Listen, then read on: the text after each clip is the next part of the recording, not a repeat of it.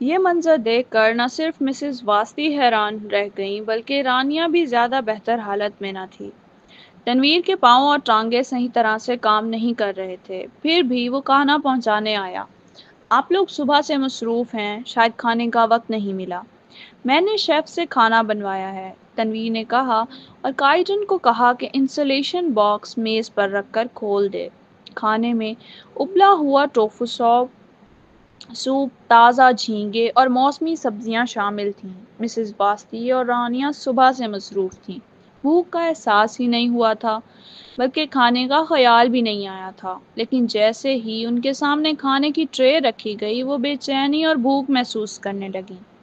یہ کتنی شرمندگی کی بات ہے، آپ نے خاص طور پر یہ سب یہاں منگوایا، ہم تو بس کینٹین سے ہی کچھ کھا لیتے۔ مسز واسطی نے شائستگی سے کہا، خالہ جی ایسی بات نہ کہیں، پچھلے 2 دن میں نے آپ کے ساتھ کئی کھانے کھائے ہیں، لیکن میں نے شیف کو زیادہ چکنا اور بھاری کھانا بنانے سے روکا۔ آپریشن سے پہلے ہلکی اور آسانی سے ہضم ہونے والی خوراک ہی بہتر ہے۔ تنویر نے ایک لنچ باکس اٹھا کر مسز واسطی کو دیا۔ کسی عورت کو خوش کرنے کے لیے سب سے پہلے اس کی ماں کو خوش کرنا ضروری ہے، اور تنویر اس بات کو خوب سمجھتا تھا۔ مسز واسطی ہنس دیں اور رانیہ نے دل ہی دل میں ایک طویل سانس لیا، لیکن اس نے بھی لنچ باکس اٹھا لیا اور کھانا شروع کیا۔ جب انسان بھوکا ہو تو ہر چیز مزیدار لگتی ہے، تنویر نے دونوں کو تسلی دیتے ہوئے کہا۔ فکر نہ کریں، یہ آپریشن بڑا نہیں ہے، اب جدید ادویات ہیں، چاقو کی ضرورت نہیں پڑتی، صرف لیزر سے نکال دیا جاتا ہے۔ ڈاکٹر واکر بہترین گائنوکالوجسٹ ہیں، انہوں نے کئی کیسز کامیابی سے نمٹائے ہیں۔ شاید اس لیے کہ تنویر خود ڈاکٹر تھا، مسز واسطی اس کی باتوں سے کافی حد تک مطمئن ہو گئیں اور ان کے دل کی بے چینی آہستہ آہستہ ختم ہونے لگی۔ شام کے 4 بجے مسز واسطی نے ضد کی کہ رانیہ بچے کو دودھ پلانے کے لیے واپس جائے، اس لیے رانیہ اور تنویر ایک ساتھ نیچے اترنے لگے۔ آج کے لیے آپ کا بہت شکریہ۔ رانیہ تنویر کے دائیں طرف چل رہی تھی اور جان بوجھ کر قدم آہستہ رکھے ہوئے تھے تاکہ اس کی ساتھ رفتار ملا سکے۔ اگر آپ نہ ہوتے تو شاید میں اپنی ماں کو اسپتال لانے کے بارے میں کبھی نہ سوچتی، اور نہ ہی یہ کہ فوراً انہیں داخل کرا کر ڈاکٹر واکر سے خود آپریشن کرواؤں۔ صرف شکریہ کہنے سے کیا ہوگا؟ تنویر نے اچانک بھویں اٹھائیں۔ علمی اظہار بھی ہونا چاہیے، عملی اظہار بھی ہونا چاہیے۔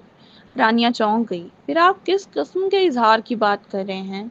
جب آپ کی والدہ ڈسچارج ہو جائیں تو ہم دونوں باہر ایک ساتھ کھانا کھائیں اور کوئی فلم دیکھیں، تنویر نے امید بھری نظروں سے کہا۔ یہ خود ہی ظاہر تھا کہ ایک مرد اور عورت کے لیے کھانا کھانا اور فلم دیکھنا کس قسم کی بات تھی۔ رانیہ نے تیوری چڑھائی، تھوڑی سی جھجکی، لیکن یہ بھی سچ تھا کہ تنویر نے اس کی کافی مدد کی۔ اس کے علاوہ تنویر اور اس کے درمیان پرانی رنجشیں ختم ہو چکی تھیں۔ اب وہ اسے کچھ نہیں دیتی تھی اور وہ بھی اسے کچھ نہیں دیتا تھا۔ فکر نہ کریں، میں آپ پر تعلق کے لیے دباؤ نہیں ڈالوں گا۔ تنویر جیسے رانیہ کے دل کی بات پڑ گیا اور بے پرواہی سے مسکرا دیا۔ میرے لیے تو یہ کافی ہے کہ میں روز آپ کو دیکھ سکوں، ایک کھانا کھا سکوں اور فلم دیکھ سکوں۔ یہ تو میرے لیے لاٹری کی جیت جیسا ہے۔ ٹھیک ہے، جب ماں کی طبیعت بہتر ہو جائے گی۔ رانیہ نے سر ہلا دیا۔ آپ شاید اسپتال ہی میں زیادہ وقت گزاریں گی، اس لیے آپ بس یہیں رہیں، باقی سب کچھ میں سنبھال لوں گا۔ میرے ایک پاؤں کے کمزور ہونے کی فکر نہ کریں، میرے ساتھ کائڈن بھی ہے، اور آیا بچے کی دیکھ بھال میں کیسی ہے میں سب دیکھ سکتا ہوں۔ سب سے اہم بات یہ ہے کہ ایلی تو مجھے بہت پسند کرتا ہے، تنویر نے مسکراتے ہوئے کہا۔ جب میں اسے اٹھاتا ہوں تو وہ بہت خوش ہوتا ہے، وہ ابھی بہت چھوٹا ہے، کوئی بھی اسے اٹھائے تو وہ خوش ہو جاتا ہے، رانیہ نے ٹھنڈا پانی ڈالتے ہوئے کہا، جب تک کہ آپ بہت بدصورت نہ ہوں۔ تنویر ایک دم چپ ہو گیا۔ جب دونوں لفٹ سے باہر نکلے تو اچانک کسی نے آواز لگائی، تنویر! رانیہ کے قدم رک گئے جبکہ تنویر کا چہرہ سرد پڑ گیا۔ وہ آواز کو نظر انداز کرتا ہوا سیدھا دروازے کی طرف بڑھنے لگا۔ تنویر! تنویر ذرا رکو! لاغاری بیگم پیچھے سے بھاگتی آئیں۔ خالہ جی آہستہ چلیں۔ سندھی نے لاغاری بیگم کا بازو سہارا دیا اور پھر تنویر کو اوپر سے نیچے تک دیکھتے ہوئے حیرت زدہ رہ گئی۔ سندھی ہمیشہ یہی سمجھتی تھی کہ اب تنویر کو ویل چیئر پر گزارا کرنا پڑتا ہوگا۔ اسے یہ امید نہ تھی کہ وہ اب عام انسان کی طرح چل پھر سکتا ہے۔ آخری بار جب اس نے تنویر کو دیکھا تھا تو وہ کار حادثے کے فوراً بعد، اور اس کی حالت واقعی ڈراؤنی تھی۔ اب تنویر صحت یاب ہو چکا تھا، اگرچہ اس کے چہرے پر ایک داغ تھا، لیکن وہ بدصورت نہیں لگا، بلکہ پہلے کی خوبصورتی کے مقابلے میں اب وہ زیادہ روبدار اور مردانہ شخصیت کا حامل دکھائی دیتا تھا۔ سنڈی اب پہلے جیسی نہ رہی تھی، مگر کینبررا کے حلقوں میں اس کی اچھی پہچان بن چکی تھی اور وہ کئی دولت مند خاندانوں کے لوگوں سے مل چکی تھی۔ سچ کہوں تو ایسے امیر اور پرکشش مرد جو اتنے لمبے اور خوبصورت ہوں بہت کم دیکھنے کو ملتے تھے۔ کوئی مسئلہ ہے؟ تنویر نے سنڈی کی تیز نگاہوں کو محسوس کیا اور ناگواری سے تیوری چڑھائی۔ تنویر، تم؟ لاغاری بیگم کی نظر اچانک رانیہ پر پڑی تو ان کا چہرہ فوراً سخت ہو گیا۔ تم اب بھی اس عورت کے ساتھ الجھے ہوئے ہو؟ اگر یہ عورت نہ ہوتی تو تمہاری یہ حالت کیوں بنتی؟ میری حالت جیسی بھی بنی، اس سے آپ کو کوئی سروکار نہیں، تنویر نے اچانک بیچ میں ٹوکتے ہوئے ناگواری سے کہا۔ لاغاری بیگم جذباتی ہو گئیں۔ کیسے نہیں میرا تعلق؟ تم میری کوکھ سے پیدا ہوئے ہو۔ تنویر نے طنزیہ ہنسی چھوڑی۔ واقعی؟ اگر میں آپ کی کوکھ سے پیدا ہوا تھا تو پھر حادثے کے بعد آپ نے میری طرف کیوں دیکھا تک نہیں، بلکہ میرے پیچھے ہی پڑ گئیں؟ آپ کو اچھی طرح معلوم ہونا چاہیے کہ اگر میرے والد نہ ہوتے تو میری ٹانگ کاٹی نہ جاتی۔ میں لاغاری بیگم کچھ کہنے ہی والی تھیں کہ سنڈی نے فوراً ان کا بازو تھام لیا۔ اس کی آنکھوں میں چمک اٹھی اور اس نے نم آنکھوں کے ساتھ جلدی سے کہا، میری اور آپ کے والد کی سخت لڑائی ہوئی تھی۔ اس وقت آپ کے والد نے مجھے سختی سے روکا کہ میں آپ سے نہ ملوں، اور میری صحت بھی اچھی نہیں رہی۔ تنویر، مجھ سے ناراض مت ہو، میں تو بس ایسا بیٹا چاہتی ہوں جیسا تم ہو۔ اگر تم نے مجھے نظر انداز کر دیا تو میری زندگی کا مقصد ہی کیا بچے گا؟ تنویر نے طنزیہ مسکراہٹ کے ساتھ کہا، بڑی دلچسپ بات ہے۔ آخر کار لگتا ہے اب آپ کی ایک بیٹی بھی ہے۔ اس نے سنڈی کی طرف ہلکی سی نظر ڈالی اور پھر رانیہ کو دیکھ کر کہا، چلو یہاں سے چلتے ہیں۔ رانیہ اس گروپ کے ساتھ زیادہ دیر رہنا نہیں چاہتی تھی، اس لیے فوراً تنویر کے ساتھ قدم ملا کر دروازے کی طرف چل پڑی۔ تنویر لاغاری بیگم نے پیچھے سے آواز دی، لیکن کائجن پہلے ہی ان کے سامنے آ گیا۔ لاغاری بیگم، آپ کو بخوبی معلوم ہے کہ نوجوان مالک کے دل کو سب سے زیادہ کس نے ٹھیس پہنچائی ہے؟ کائجن نے انہیں خبردار کرنے والی نظر سے دیکھا اور پھر تنویر کے پیچھے چل دیا۔ لاغاری بیگم نے غصے میں پاؤں پٹکے۔ وہ چاہتی تھیں کہ تنویر کے قریب جا کر اسے واپس لاغاری ہاؤس لے جائیں، مگر انہیں یہ امید نہ تھی کہ تنویر اتنا بے رحم نکلے گا۔ خالہ جی، یہ نوجوان مالک اور ایلیزا اسپتال میں اکٹھے کیا کر رہے تھے؟ سنڈی نے اچانک پوچھا۔ لاغاری بیگم چونکیں۔ ہاں، یہ پتہ کرو۔ جلد ہی سنڈی کو خبر ملی، واسطی بیگم کو پولپ کی شکایت ہے اور وہ اسپتال میں داخل ہیں۔ پرسوں ڈاکٹر واکر ان کا آپریشن کریں گی۔ لاغاری بیگم نے دانت پیسے اور دل ہی دل میں ایک فیصلہ کیا، چونکہ میں نے تنویر کو گھر واپس بلایا مگر وہ نہیں مانا، تو اب مجھے اسے زبردستی لانا ہوگا۔ پارکنگ لاٹ میں صبح رانیہ گاڑی چلا کر آئی تھی۔ جب اس نے گاڑی کھول کر اندر بیٹھنے کی کوشش کی تو اچانک دوسری طرف سے بھی دروازہ کھل گیا اور تنویر بڑی مانوسیت کے ساتھ اندر بیٹھ گیا۔ کائڈن گاڑی نہیں چلا رہا؟ رانیہ نے ماتھے پر بر ڈال کر کہا۔ کائڈن ڈیٹ پر جا رہا ہے، میں تمہاری گاڑی میں واپس جا رہا ہوں تاکہ اسے زحمت نہ ہو۔ تنویر نے اپنا خوبصورت چہرہ اوپر اٹھایا اور ہونٹوں کے کنارے پر مسکراہٹ کھیل گئی۔ تم مجھے حقیر تو نہیں سمجھو گی؟ کیسی باتیں کر رہے ہو، تم تو میری ماں کے محسن ہو، رانیہ نے مسکرا کر جواب دیا۔ تنویر نے معصومیت سے آہ بھری، ایسا لگ رہا ہے جیسے تم سمجھ رہی ہو کہ میں احسان جتا رہا ہوں۔ رہنے دو، میں خود ہی ٹیکسی لے لوں گا تاکہ کائجن کی ملاقات میں خلل نہ ہو۔ وہ اب 30 برس سے اوپر ہے۔ میری وجہ سے ہی تو کائجن کی ابھی تک کوئی گرل فرینڈ نہیں ہے۔ یہ تو اس کے ساتھ زیادتی ہے۔ تنویر نے گاڑی کا دروازہ کھولا اور یوں لگا جیسے ابھی باہر نکل جائے گا۔ رانیہ نے بے بسی سے کہا، اچھا مذاق کر رہی تھی، بیٹھو۔ ویسے بھی یہ راستہ تو ایک ہی ہے، میں نہیں چاہتا کہ تم میرے بارے میں برا سوچو۔ تنویر نے سنجیدگی سے کہا، میرا وہ مطلب نہیں تھا رانیہ۔ رانیہ نے دل ہی دل میں برا بھلا کہا، لیکن زبان پر نہ لائی۔ اس نے دیکھ لیا تھا کہ جب انسان ڈھیٹ ہو جائے تو کوئی بھی اس کے ساتھ بحث نہیں کرنا چاہتا۔ تنویر اب بالکل ایسا ہی تھا، اس کی ہر بات میں کئی تہوں کے معنی چھپے ہوتے تھے۔ میں گاڑی چلاتی ہوں۔ رانیہ نے انجن سٹارٹ کیا۔ ویسے تمہاری ماں اور سنڈی نے تمہیں ابھی اسپتال میں دیکھ لیا، کیا وہ جا کر میری ماں کی عیادت کرنے کے بہانے کچھ گڑبڑ کر سکتی ہیں؟ کیا مجھے اپنی ماں کو دوسرے اسپتال منتقل کر دینا چاہیے؟ کیا تمہیں ڈر ہے کہ وہ تمہاری ماں کو ڈھونڈ لیں گی اور مسئلہ کھڑا کریں گی؟ ہم رانیہ نے اپنی تشویش چھپائے بغیر تسلیم کیا۔ واسطی بیگم جو ایک چھوٹے علاقے میں پلی بڑھی تھیں، اتنے مضبوط دل کی نہیں تھیں۔ میں ایڈورڈز صاحب کو اطلاع دے دیتا ہوں، وہ اس منزل پر چند سیکیورٹی گارڈز تعینات کر دیں گے تاکہ کوئی بھی خالہ جی کو پریشان نہ کرے۔ تنویر نے سکون سے کیا تمہیں لگتا ہے کہ کسی اور اسپتال منتقل کرنا آسان ہے؟ اب یہ اسپتال سب سے مصروف کاروبار ہے، کہیں اور جاؤ تو پہلے لمبی جانچ پڑتال، پھر سرجری کے لیے قطار۔ ایک ہفتے میں تو خالہ جی کی باری نہیں آئے گی، اور اگر تم چاہتی ہو کہ کوئی بہتر ڈاکٹر آپریشن کرے تو پھر 1 یا 2 مہینے انتظار کرنا پڑے گا۔ رانیہ رانیہ کے سر میں سنسناہٹ دوڑ گئی، پھر اسے یاد آیا کہ جب وہ آج واسطی بیگم کو معائنے کے لیے لائی تھی تو مریضوں کے لواحقین شکوہ کر رہے تھے کہ ایک گیسٹروسکوپی کے لیے بھی 3 دن لائن میں لگنا پڑتا ہے۔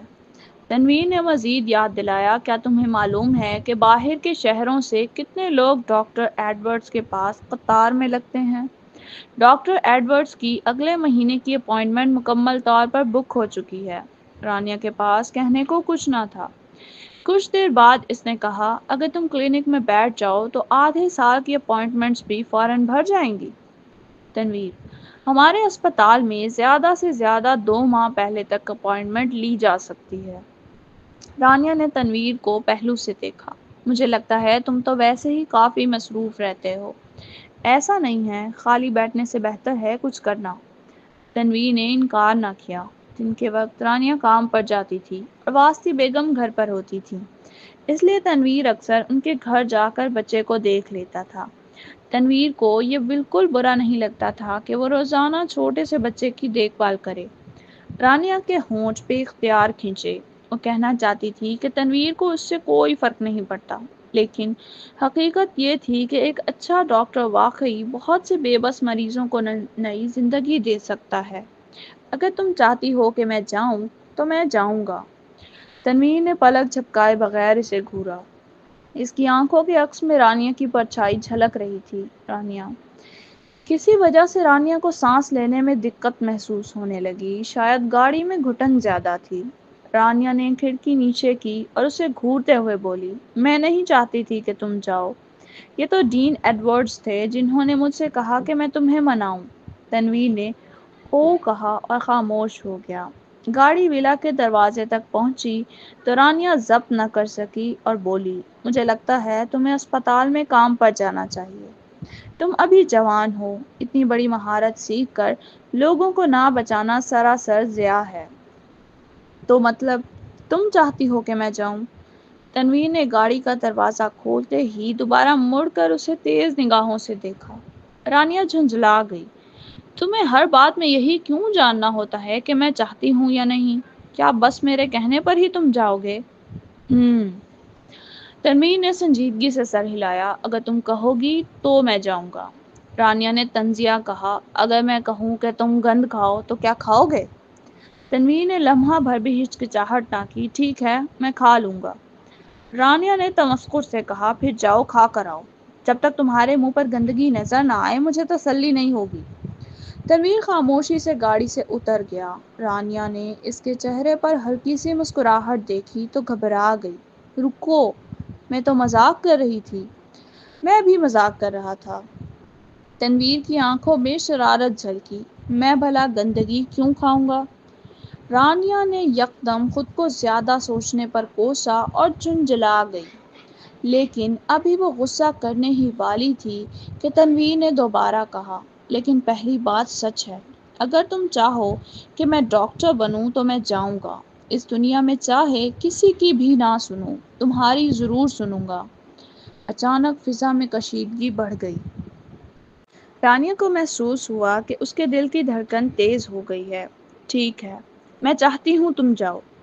ایک بدکردار آدمی جیسے تم، جس نے پہلے اتنے برے کام کیے، تمہیں چاہیے کہ کچھ اچھا کام کرو اور اپنی زندگی میڈیکل مہارت سے اپنے گناہوں کا کفارہ ادا کرو۔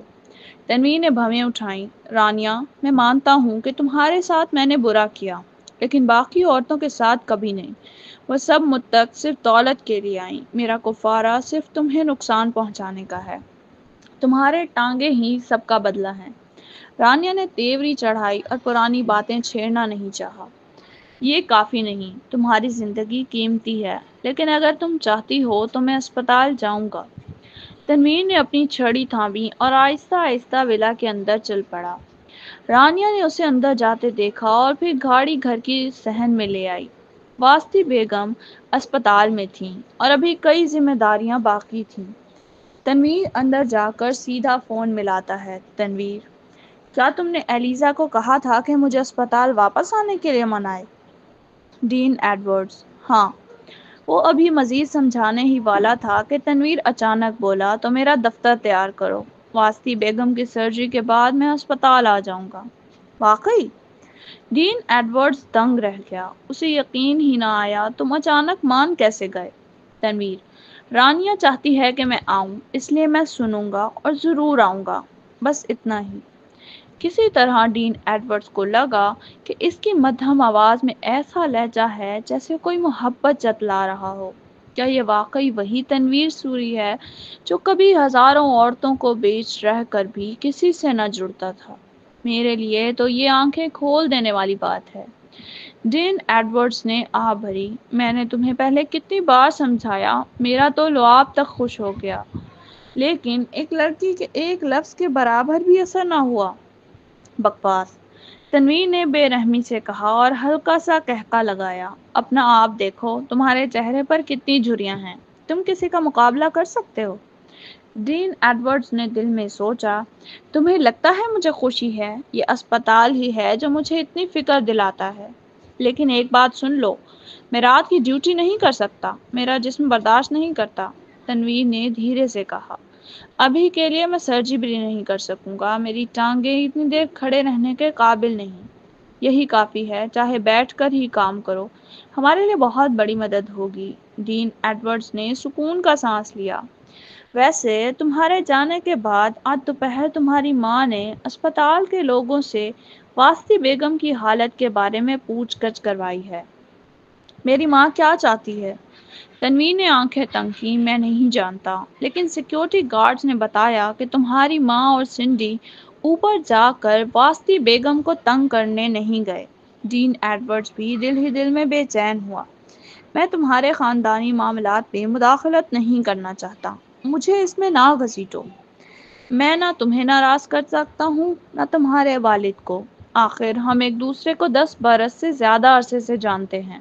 میں سمجھ گیا، تنویر نے سکون سے کہا۔ سپاہی پانی کے سیلاب کو مٹی سے روکتا ہے۔ وہ دیکھنا چاہتا تھا کہ ازمیر لاغاری اور اس کی بیوی کیا کرنے والے ہیں۔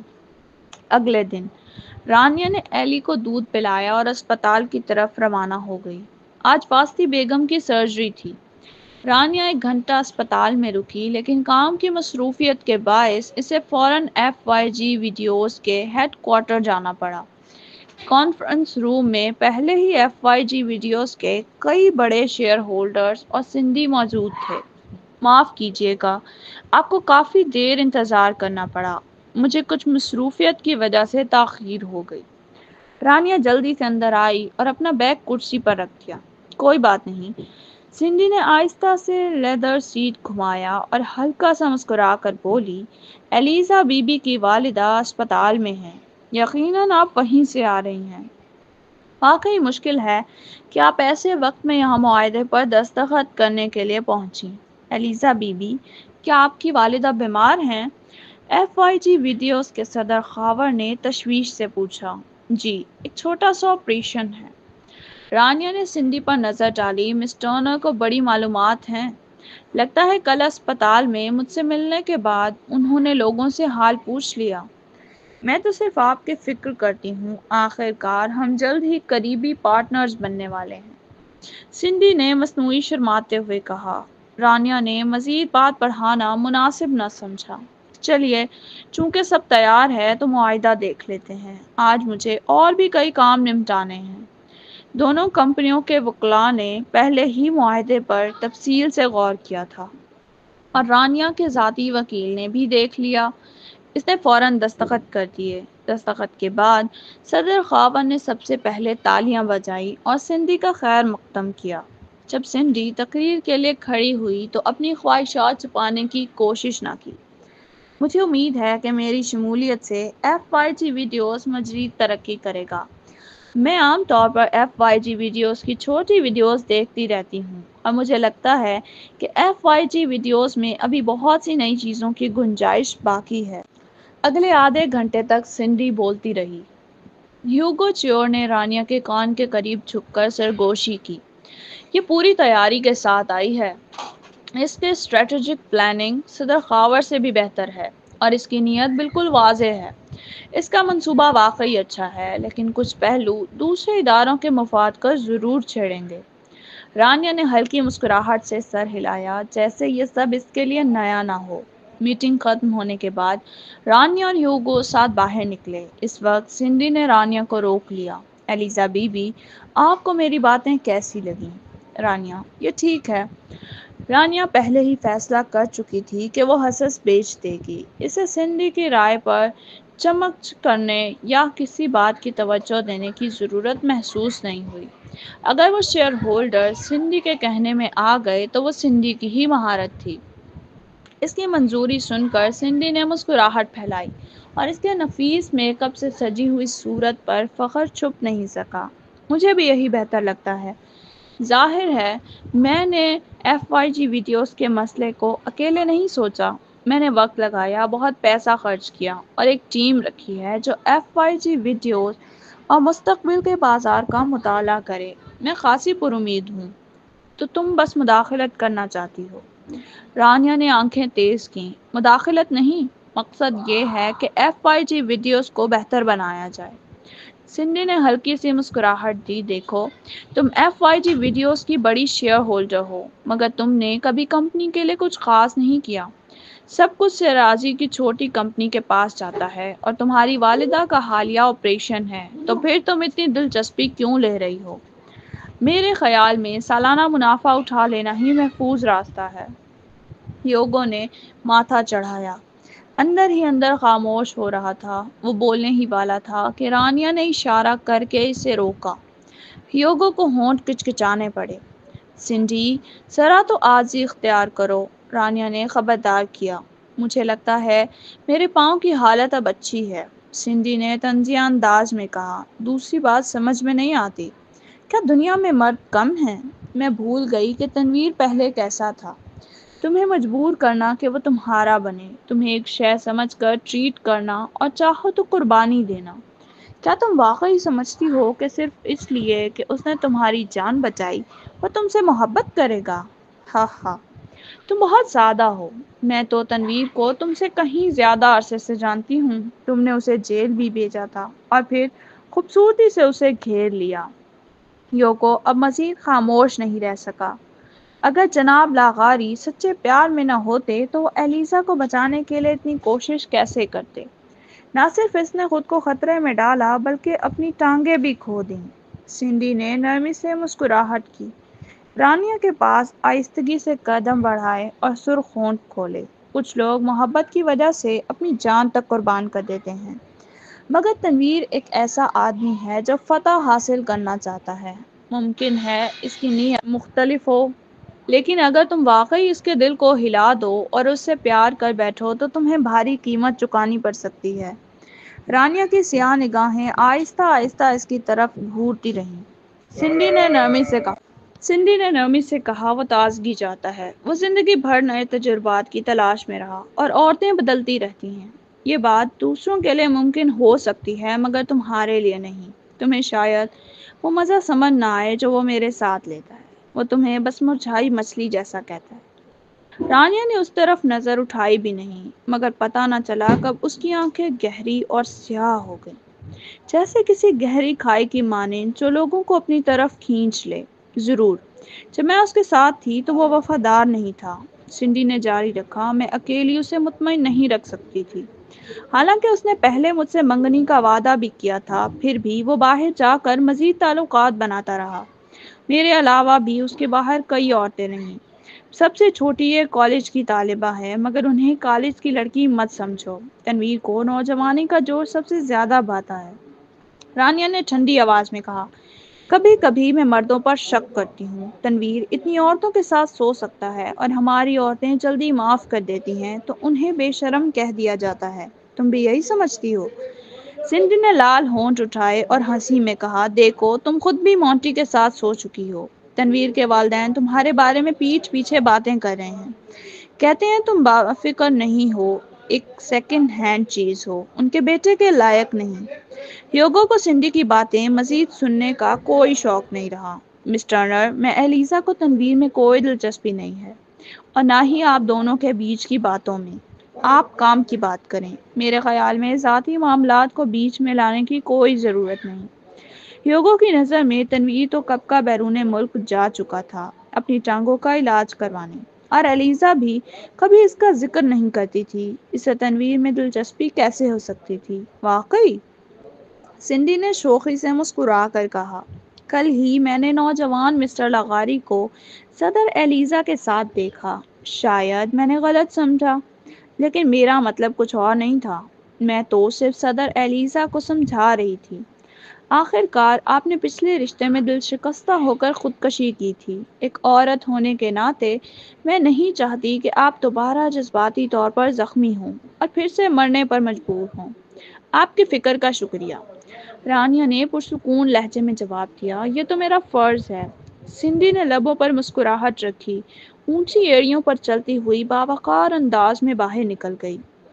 یوگو نے رانیہ کی طرف بے چینی سے دیکھا۔ سنڈی کی بکواس پر کان نہ دھریں، میں اگلے چند دنوں میں خریدار ڈھونڈ کر حصے بیچنے والی ہوں۔